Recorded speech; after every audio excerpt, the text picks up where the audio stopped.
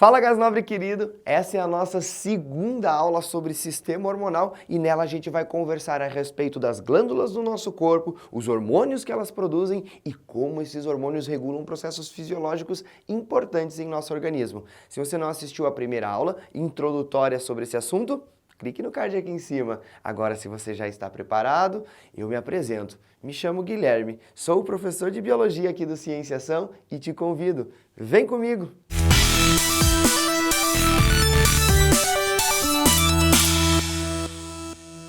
Pessoas, é importante que você esteja munido de papel e caneta para fazer anotações referentes a esse conteúdo que é bem amplo, que é bem informativo. Eu não tive como colocar tudo no quadro para vocês, então daí a importância de fazer algumas anotações.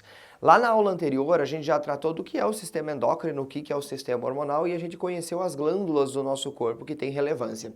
Aqui a gente vai tratar de cada uma dessas glândulas e os hormônios que elas vão liberar. Então começamos pela hipófise. A hipófise fica no centro da sua cabeça e ela está associada ao chamado eixo talâmico. Então você tem uma porção do sistema nervoso chamada de tálamo, aí abaixo dele o hipotálamo e aí preso ao hipotálamo nós temos a hipófise. O que é interessante? Esse eixo talâmico ele é responsável pela manutenção de coisas muito vitais em sentido de regulação do funcionamento do seu corpo. Por exemplo, é por lá que a gente regula os nossos ciclos biológicos ou ciclos circadianos, é por lá que a gente vai ter sensações e controle de fome, a gente vai ter também controle da temperatura e tudo isso está associado à hipófise, que vai liberar hormônios que vão regular glândulas dentro do seu corpo.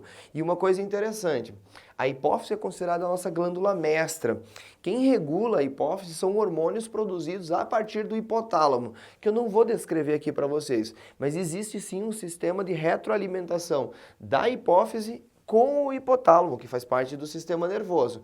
Agora, a hipófise, gente, ela é dividida em duas regiões, a hipófise anterior e a hipófise posterior. A hipófise anterior é chamada de adenohipófise e ela tem alguns hormônios bem importantes. O primeiro deles a gente chama de somatrofina. Soma é corpo.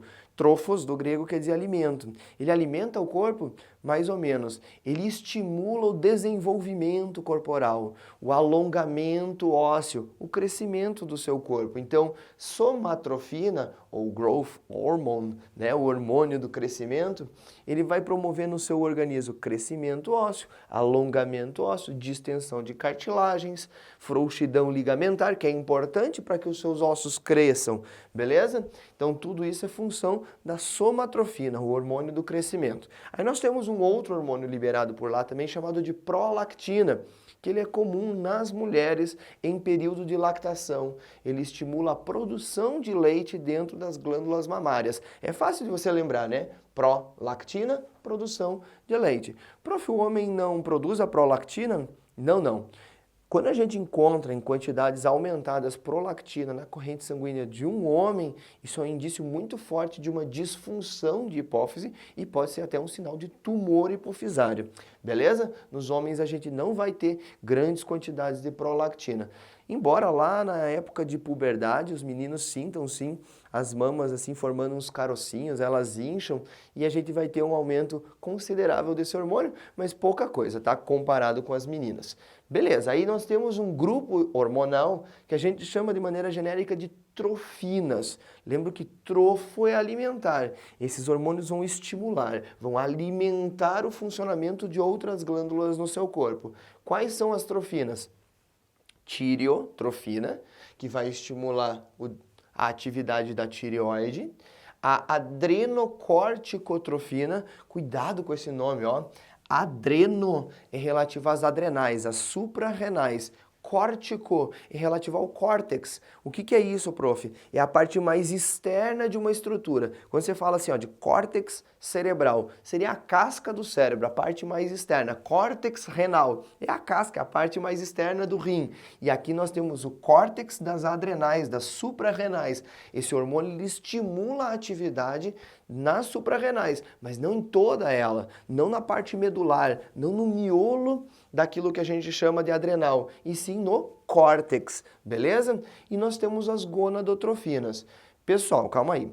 Tireotrofina estimula a tireoide, a gente já vai falar de tireoide, a gente vai entender.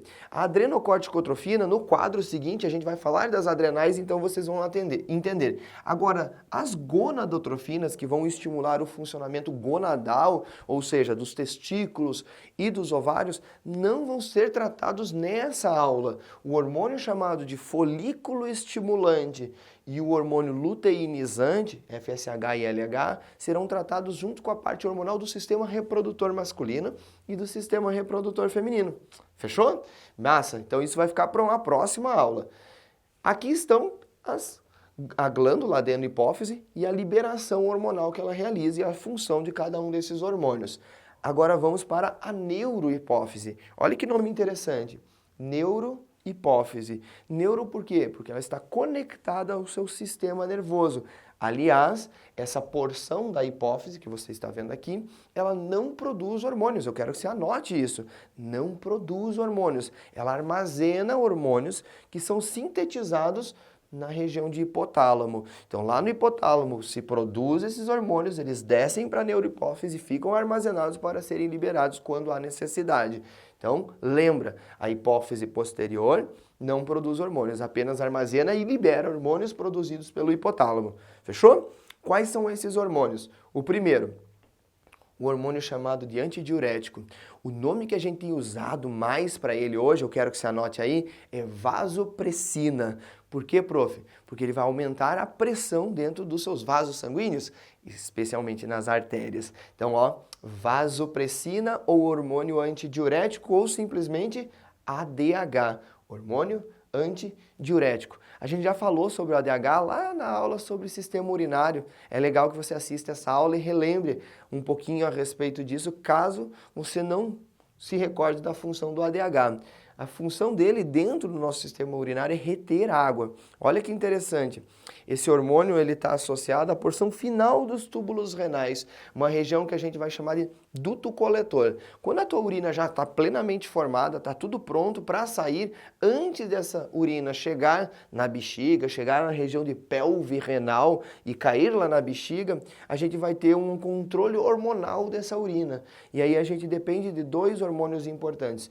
Um é o ADH e o outro que a gente vai ver daqui a pouquinho é a aldosterona. O ADH é responsável por reter água. Toda vez que você tiver grande quantidade de ADH circulante, lá na sua urina a gente tira a água dela e joga de volta para a corrente sanguínea. Ou seja, esse hormônio faz com que a sua urina saia mais concentrada ionicamente. Por quê? Porque você está tirando a água dela, mantendo a água dentro da corrente sanguínea.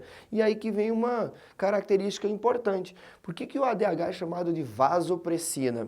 Porque quanto mais água você segura dentro dos seus vasos sanguíneos, maior é a pressão que vai ter dentro desse vaso. É mais ou menos uma mangueira. Se você tiver uma mangueira passando pouca água, você tem pressão baixa. Se você tiver uma mangueira passando muita água, você tem uma pressão alta. Essa é a função do hormônio antidiurético. Lembrando que ele é produzido no hipotálamo e não na hipófise. Perfeito? E o outro hormônio que eu acho muito legal é a ocitocina, também chamada de oxitocina, pode ser escrita com X aqui, tá? Normalmente a gente aprende no ensino médio que a ocitocina tem função de contração uterina, isso é especialmente importante na hora do parto. Então a mulher está sentindo as contrações uterinas, isso são descargas de ocitocina que promovem a contração do útero, importante no trabalho de parto. Contração das glândulas mamárias. Eu não sei se vocês sabem, queridos, mas a glândula mamária ela não funciona por sucção. A sucção que o bebê faz lá na glândula mamária serve para estimular a mulher a liberar ocitocina e, com a presença de ocitocina, a glândula por si só contrai e o leite vai saindo. E é por isso que muitas vezes a mãe começa a perder leite mesmo que não haja sucção, porque inclusive a gente já sabe que a ocitocina pode ser liberada em função de outros estímulos que não sejam o do toque no mamilo, que não sejam a sucção, por exemplo, estímulos auditivos. A criança às vezes tem um choro bem característico, que é o choro de fome. Fica dando aquela choradinha. A mãe começa a escutar isso e automaticamente ocorre uma liberação de ocitocina, a glândula mamária se contrai e o leite vai sair. Então é uma função importante. Também é relevante essa ocitocina para a contração prostática, que vai liberar o líquido prostático durante a relação sexual. Agora, uma coisa que normalmente não se comenta no ensino médio e que é muito relevante para nós é a função da ocitocina em outro aspecto, no aspecto da paixão e do bem-estar social. Eu não sei se você sabe, mas quando você está apaixonado, você está com os níveis de ocitocina muito elevados. Lembrando que o estado de paixão é um estado temporário. Se você tem uma relação mais duradoura com uma pessoa, essa relação tem um início muito caloroso, que é o estado de paixão, em que você tem a ocitocina em grandes quantidades, mas depois isso gradativamente vai sendo substituído por outros sentimentos. E provavelmente, se essa pessoa te faz muito bem e você faz bem a ela, o sentimento de amor. Agora, a paixão, aquele negócio que deixa a gente, sabe, tremendo, que deixa com as mãos suadas, que faz a gente pensar naquela pessoa querida a todo momento, é por obra da ocitocina.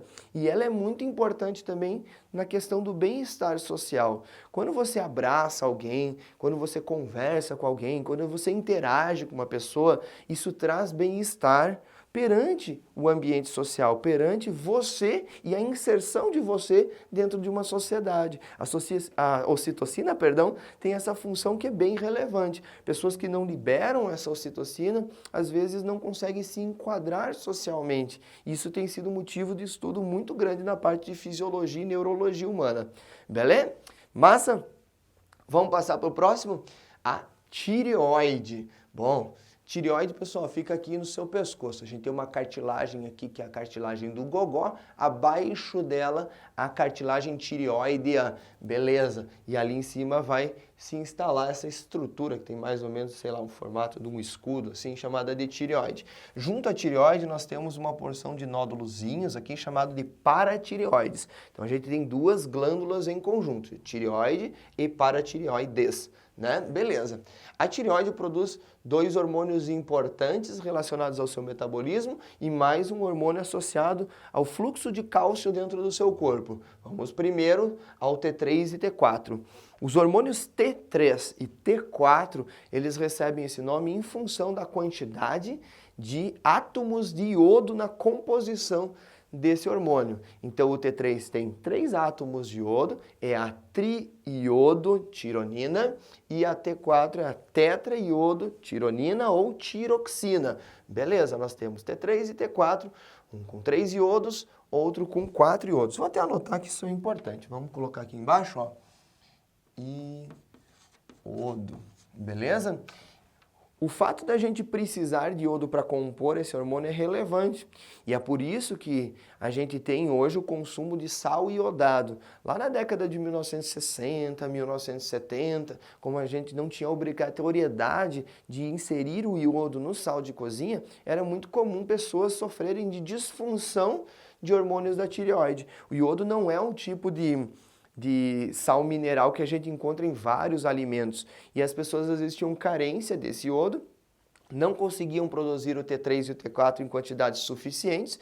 Isso fazia com que a gente tivesse lá na hipófise um estímulo excessivo da tireoide, porque vamos recordar aquilo que a gente viu na aula passada. O T3 e o T4, eles exercem feedback negativo lá na hipófise e ela vai diminuir a liberação de tireotrofina. Então é o efeito gangorra que eu comentei com vocês, né? Quando aumentar o T3 e o T4, isso vai baixar a liberação de tireotrofina. Agora, se o teu corpo não está conseguindo produzir esses dois hormônios, você não vai ter esse efeito gangorra em situação positiva. Você vai baixar o nível de T3 e T4 e com isso a gente aumenta a liberação de tireotrofina e a tireoide fica sendo superestimulada. Isso provoca um inchaço da tireoide e causava aquilo que a gente chama de bócio, que às vezes pode acontecer também hoje, né? Por outros motivos a gente já chega a eles. Então você tem o hormônio T3 e o T4, lembra que eles têm iodo na composição, e a função desses hormônios é especialmente associado ao metabolismo energético das células. Ele faz com que as mitocôndrias aumentem de tamanho e se multipliquem. Ele tem umas outras funções também associadas a isso, mas a principal delas é isso. Quando você tem grandes quantidades do T3 e T4 na corrente sanguínea, isso vai estimular a multiplicação e o aumento do tamanho das mitocôndrias. Lembra que mitocôndria é responsável pela síntese de ATP no seu corpo e com isso você vai acelerar o seu metabolismo energético. Perfeito? Então, T3 e T4 acelera o metabolismo energético celular. Aí nós temos um outro hormônio chamado de calcitonina. Calcitonina tem a ver com cálcio, né, professor? Cálcio que você absorve a partir da sua alimentação e que vai compor os seus ossos, entre outras funções que a gente tem para ele. A calcitonina, ela estimula no seu corpo a deposição do cálcio nos ossos. Então você tem cálcio, por exemplo, na corrente sanguínea, isso vai sair da corrente sanguínea e vai ser depositado na sua ossatura. E especialmente esse hormônio é muito ativo durante a nossa fase de crescimento. Então, durante a sua infância toda, até você atingir o seu limite de crescimento, você tem muita produção de calcitonina. Isso vai estimular uma célula lá no teu tecido conjuntivo ósseo chamado de osteoblasto.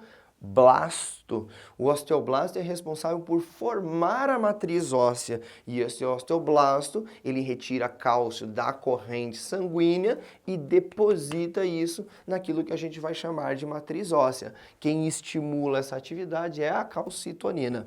Perfeito? Aí nós temos as paratireoides que vão trabalhar em função contrária à calcitonina, na liberação de um hormônio chamado paratormônio. O que o paratormônio faz? Ele faz o contrário. Ele estimula a retirada de cálcio dos ossos. Ele vai estimular a atividade de uma outra célula do tecido conjuntivo ósseo. Você tem aqui, ó, eu quero que você tenha anotado, ou anote agora, caso você não tenha feito isso. Você tem aqui a calcitonina, que vai estimular o osteoblasto, a célula que compõe a matriz óssea, que forma a matriz óssea, osteoblasto. O paratormônio, ele vai estimular a atividade de uma outra célula, o osteoclasto, que degrada a matriz óssea e devolve o cálcio para a corrente sanguínea. Além disso, o paratormônio também é importante para maior absorção de cálcio lá no seu intestino. Toda vez que o teu nível de cálcio começa a diminuir, a gente aumenta o potencial de absorção de cálcio no intestino. A gente também vai fazer maior retenção de cálcio nos rins, caso seja necessário, caso a gente esteja perdendo cálcio em função da urina. Então, tudo isso é função do paratormônio. Lembrando, assim, que uma prova de vestibular normalmente quer saber. O paratormônio, ele faz você aumentar a concentração de cálcio no sangue, enquanto que a calcitonina faz você diminuir a concentração de cálcio no sangue, que você está pegando esse cálcio e jogando nos ossos. Eu fiz um esqueminha aqui para ficar claro para vocês. Vocês têm a corrente sanguínea e os ossos. O que o ciclo desse cálcio está fazendo? Por estímulo da calcitonina, o cálcio sai da corrente sanguínea e vai para os ossos. Por estímulo do paratormônio, o cálcio sai dos ossos e vai para a corrente sanguínea. Ficou claro? Faz esse esqueminha que ele é importante. E antes da gente virar para o nosso próximo quadro, só precisava falar um pouquinho para vocês a respeito de distúrbios associados ao hormônio T3 e T4. Hipertiroidismo e hipotiroidismo. O que é isso, professor? Hiper é muito, né? Excessiva produção de hormônios. Então, coloquei muito hormônio para você. Por que isso acontece? Pode ser um distúrbio da própria tireoide, produzindo muito hormônio, pode, ou pode ser um distúrbio também hipofisário. Vamos dizer, por exemplo, que a gente não está tendo muito feedback negativo lá na hipófise e toda hora essa hipófise fica estimulando a tireoide a trabalhar, produzindo muito tireotrofina. A tireotrofina estimula a tireoide dá a resposta produzindo T3 e T4. Isso vai fazer com que você tenha uma taxa hormonal elevada, o seu metabolismo energético é muito elevado e como a gente não consegue armazenar ATP, que é o que a gente produz através das nossas mitocôndrias, a gente tem que gastar esse ATP a todo instante. Então essa pessoa, muito facilmente, ela se torna hiperativa, ela está toda hora em movimento, ela está toda hora com múltiplas coisas pensando ao mesmo tempo, ela tem uma inquietude muito característica e essa pessoa tem uma tendência, inclusive, a perder peso. Cuidado que não é uma regra, tá? Mas é uma tendência a perder peso, porque ela está com o metabolismo energético dela muito acelerado. O contrário acontece com o hipotireoidismo. A pessoa vai ter uma queda da ação hormonal, da produção hormonal, e com isso a gente vai ter uma queda do metabolismo. Por que isso acontece?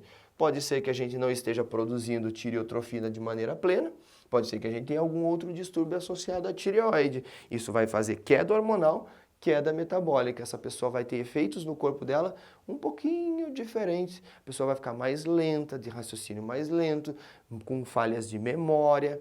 Isso é comum que aconteça. É também comum que essa pessoa comece a acumular reserva energética no corpo. Existe um ganho de peso nesse sentido. Agora, o que pode aparecer lá na sua prova? Tanto hipertireoidismo quanto hipotireoidismo podem causar o bócio, que é o crescimento exagerado da tireoide. A gente diz quando esse bócio vem por hipertireoidismo, que ele é um bócio exoftálmico. Olha que nome louco. Exo é para fora, oftálmico é o olho. A pessoa que tem esse bócio normalmente fica com os olhos esbugalhados, voltados para fora, exoftálmico. Por quê? Por causa do metabolismo acelerado, essa pessoa está sempre corujona, beleza? E no contrário, nós temos o hipotireoidismo, que vai ser o bócio de carência ou bócio carencial. A pessoa tem carência na produção desses dois hormônios. Ficou claro para vocês?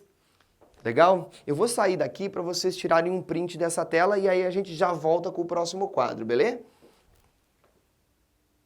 Vamos lá então, vamos para as nossas duas últimas glândulas, pâncreas e adrenais ou suprarrenais. Lembrando que as gônadas sexuais a gente vai trabalhar nas próximas aulas de maneira individual. Então, testículos junto com o sistema reprodutor masculino e os ovários junto com o sistema reprodutor feminino. Então, bora lá.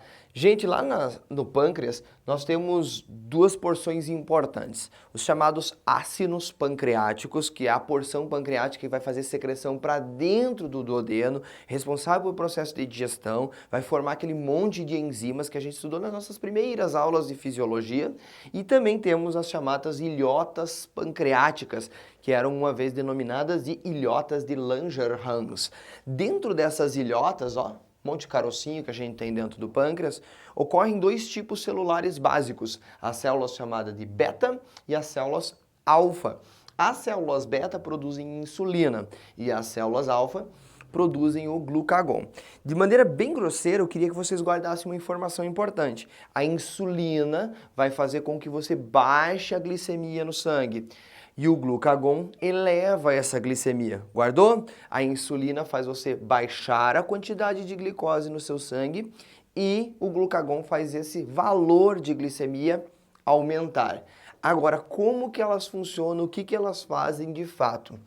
A insulina, pessoal, é um hormônio importante, não simplesmente para baixar a quantidade de glicose no sangue, e sim para pegar essa glicose que está na sua corrente sanguínea, que você adquire através da alimentação, e jogar dentro das células. Lembrem que as células precisam de glicose para a síntese de ATP. É um elemento essencial para que você consiga produzir energia lá dentro das organelas denominadas de mitocôndrias. Então, o que a insulina faz? Ela vai pegar a glicose da corrente sanguínea e jogar para dentro das células. Eu coloquei aqui, absorção de glicose em fígado, músculos e adipócitos, que são as células de gordura. Então, a glicose que está rolando lá dentro da sua corrente sanguínea, quando ela atinge um determinado limite, quando ela chega lá num nível razoavelmente alto, de miligramas por decilitro de sangue, a gente vai ter a absorção em função da insulina dessa glicose para dentro do fígado, para dentro dos músculos e para os adipócitos. Nos adipócitos em especial, essa glicose vai para lá e vai ser convertida depois em lipídio, vai ser transformada em gordura. Beleza? Muito bem. Agora olha só. A gente também tem como função da insulina a síntese de glicogênio.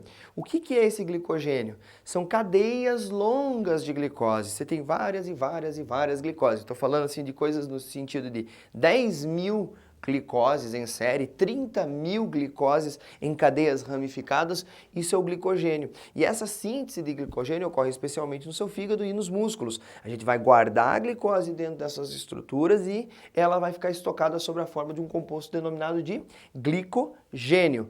E o glucagon, professor? O glucagon vai fazer o contrário. Ele vai liberar glicose dentro da sua corrente sanguínea, ele vai elevar a sua glicemia. Por quê? Porque ele quebra esse glicogênio. Então lá dentro do fígado a gente começa a hidrolisar, a gente vai quebrando as moléculas de glicogênio e com isso vamos liberando glicose na corrente sanguínea. É uma forma de reserva energética. Por exemplo, você está correndo lá, fazendo uma corridinha leve, você está consumindo glicose.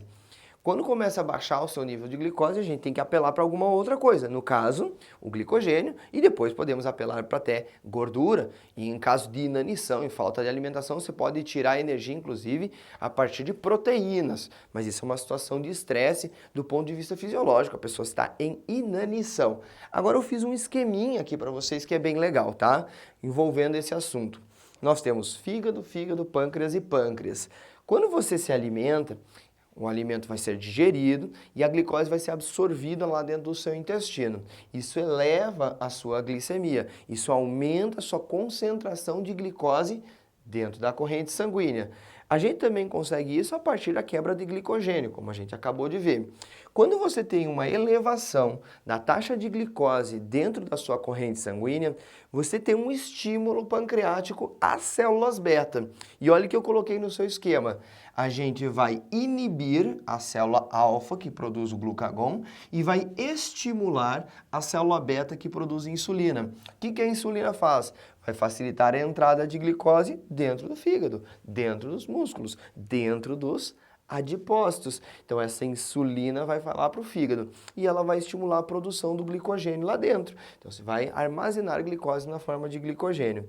Quando você tem uma queda da sua glicemia, o seu nível de miligramas de glicose por decilitro de sangue baixou, aí a gente tem um novo estímulo agora das células alfa. Queda de glicemia estimula a célula alfa, que produz o glucagon, e inibe a célula beta, que produz a insulina. Então você não vai jogar mais insulina na corrente sanguínea, você vai jogar glucagon, e esse glucagon faz com que a gente quebre o glicogênio lá no fígado e jogue glicose de novo na corrente sanguínea, equilibrando a nossa glicemia mais uma vez. Deu para entender? Guarde esse ciclozinho que ele é bem importante, já caiu tantas vezes nos vestibulares que eu nem sei te dizer quanto, beleza? Aí, dentro desse assunto, vale a pena também a gente comentar sobre diabetes mellitus. Tá? Lembra que diabetes pode ser insípidos ou pode ser mellitus. A insípidos tem a ver com excesso de água sendo liberado pela urina. Diabetes é relativo ao líquido urinário. Quando a gente fala que esse líquido urinário está mellitus, é relativo ao mel, é relativo a adocicado. Quer dizer o quê, prof? Que a pessoa está perdendo muita urina com glicose. Beleza? Por que isso acontece? Porque é tanta glicose na corrente sanguínea dessa pessoa que ela não consegue reabsorver essa glicose lá dentro do seu tubo contorcido proximal, que a gente já estudou na aula de sistema urinário. Então a glicose vai passando pelos tubos nefrídicos e vai embora junto com o xixi. A urina sai melada, sai glicosada, beleza? Inclusive a gente vai chamar isso de glicosúria, ou seja, uma urina com glicose, que não é normal. Se você fizer um teste de urina, um exame de urina, não pode aparecer glicose lá no seu xixi. Não é natural que isso aconteça. Se aparecer, você está com indícios, pelo menos, ou talvez já confirmado, diabetes mellitus, que pode ser do tipo 1 ou do tipo 2. Preste atenção. Diabetes do tipo 1, eu coloquei aqui para vocês, que tem uma origem genética e ela é uma doença autoimune. Isso quer dizer o quê? Muito provavelmente, em função de um ataque viral ao seu pâncreas, o teu sistema imunológico, ao atacar ou na tentativa de atacar esse vírus, desencadeou um distúrbio autoimune, ou seja, começou a atacar o próprio órgão, que é uma estratégia que existe. Imagina uma célula toda infectada por vírus, você vai lá e destrói a célula e resolve o problema. O real problema é que muitas vezes, em função de uma característica genética, essas pessoas continuam destruindo as células do seu pâncreas, mesmo ela estando sadia, mesmo ela estando de boa. E aí, prof, isso vai se agravando, a pessoa vai tendo uma falência pancreática e desenvolve a diabetes do tipo 1. Por quê? Porque ela não consegue produzir insulina, não consegue jogar glicose para dentro das suas células musculares, do seu fígado e dos seus adipócitos, e a glicemia vai ficar sempre alta. Isso normalmente acontece antes dos 20 anos, muitas vezes até bem antes disso, e ela causa na pessoa a insulinodependência. A pessoa com diabetes do tipo 1 terá que tomar insulina na sua barriga, lá, né, fazer as injeções para o resto da vida, a não ser que surja um tratamento mais eficaz do que simplesmente mediar a fisiologia do corpo através de aplicação de insulina, beleza? Então essa pessoa se torna insulinodependente. Já no caso de diabetes tipo 2, nós temos sim uma influência genética. Então se o seu pai é diabético, se a sua mãe é diabética, você tem uma predisposição a desenvolver isso também, mas ela não tem origem necessariamente genética, é uma influência genética que está associada, pessoal, a maus hábitos. Normalmente, esses maus hábitos vêm durante toda uma vida e vão ficar mais evidentes quando a pessoa começa a ter os primeiros sinais de diabetes do tipo 2. Normalmente isso acontece depois dos 40 anos, às vezes depois dos 50 anos, às vezes depois dos 60 anos, mas tem a ver com maus hábitos. Que maus hábitos, professor? A gente tem a má alimentação, pessoas que têm uma dieta hipercalórica, isso é um problema, o sedentarismo, o tabagismo e o alcoolismo. Esses 4 problemas, todos eles vão fazer com que você aumente a predisposição, aumente as chances de desenvolver a diabetes do tipo 2. Prof, se eu chegar a um momento da minha vida que eu estou com esses 4 problemas, eu me alimento mal, sou sedentário, eu consumo excessivamente o álcool e eu fumo, o que eu faço para começar a melhorar a minha vida? Comece pelo sedentarismo. Então, cara, a primeira coisa que você tem que botar na sua cabeça é que o teu corpo tem que estar em ação. Você tem que estar suprindo algumas necessidades fisiológicas a partir da atividade física. Se você conseguir, por meio de um planejamento, de uma reeducação dos seus hábitos, criar uma rotina de atividade física, eu te garanto que a partir dessa rotina bem estabelecida, você vai ter estímulo a melhorar a sua alimentação, a beber álcool em menor quantidade ou parar de beber e principalmente parar de fumar. Isso é importante, beleza? Então, diabetes tipo 1, diabetes do tipo 2. Nesse caso, a pessoa não é insulino dependente. Agora eu quero que você anote uma coisa bem relevante. Essa diabetes do tipo 2, ela ocorre em função de uma resistência à insulina. Não é um distúrbio autoimune, é uma resistência à insulina. De tanta insulina que está sendo produzida, de tanta glicose que a pessoa sempre tem na sua corrente sanguínea, as células que recebem insulina começam a criar resistência. Elas começam a não se sensibilizar com poucas quantidades de insulina. Aí você tem que aumentar cada vez mais a quantidade desse hormônio para causar o mesmo efeito celular. Ok? Beleza? Entenderam? Claro, gente, eu estou falando de uma maneira bem resumida, mas se você quiser, pesquise mais a respeito disso, tem muita coisa legal a respeito dessa temática. E para a gente finalizar, então, as suprarrenais. O que a gente tem que lembrar? As suprarrenais recebem esse nome porque ficam em cima dos rins. Então, você tem 2 rins, você obviamente vai ter 2 suprarrenais. A gente pode chamar elas também de adrenais. Ad, no grego, quer dizer em cima, assim como supra, no latim, quer dizer em cima. Então, em cima dos rins, as adrenais ou adrenais. Beleza. Nessa suprarrenal, a gente tem 2 regiões. A parte mais externa, chamada de córtex, lembra que a gente estava comentando no momento anterior, a respeito daquela adrenocorticotrofina, hormônio liberado lá pela adenohipófise, ela vai estimular o córtex das adrenais. E tem a porção mais interna das adrenais que a gente chama de medula. Eu sempre lembro assim, ó, córtex é a casca, medula é o miolo, né? Casca, miolo. Fácil, né? E aí, prof? Lá no córtex a gente tem alguns hormônios sendo produzidos, a gente separa eles em mineralocorticoides e glicocorticoides, e os mais importantes vão ser o cortisol e a aldosterona. Esse cortisol, pessoal, ele mobiliza reservas energéticas. Ele vai fazer com que você consiga transformar proteína em glicose, lipídio em glicose, ele vai mobilizar reservas energéticas dentro do seu corpo. Esse cortisol é liberado em grandes quantidades, por exemplo, quando você acorda. Então, logo que você acorda, você está às vezes num momento já longo de jejum, faz de conta que você jantou às 9 horas da noite e acordou às 7 da manhã. Olha só, foram 10 horas sem comer. Isso é bastante tempo. Nesse bastante tempo, o teu corpo tem que achar energia de algum lugar para você começar a fazer as suas atividades até se alimentar. Da onde vem essa energia? De reservas. Quem que mobiliza essas reservas? O cortisol.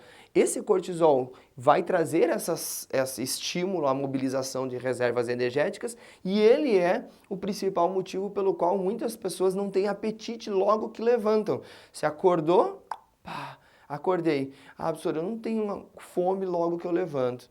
Eu não como nada de manhã, aí eu vou para a escola, quando chega na hora do intervalo eu estou morrendo de fome. Por quê? Porque você está sem se alimentar. Qual que é a minha dica, já que você tem uma rotina de estudos importante e não pode ficar sem se alimentar, já que a gente precisa de nutrientes, precisa de vitaminas para ter um bom aprendizado? Comece a acordar um pouquinho mais cedo. Ah, professor, mas daí é difícil, né? Comece a criar esse hábito. Acorde um pouco mais cedo, porque de fato, logo que a gente levanta não existe muito apetite, porque você está sob efeito do cortisol. Mas dentro de um pouco tempo o cortisol já vai baixando e teu apetite vai aparecendo. Aí você come, aí você toma um banho, aí você vai para a escola, você vai ver que a tua motivação para estudar, o teu nível de memorização vai melhorar, o teu aprendizado vai ficar mais lógico, mais interativo, o teu cérebro vai funcionar de maneira mais adequada. E uma coisa interessante a respeito desse cortisol também, que ele é o principal hormônio associado ao estresse.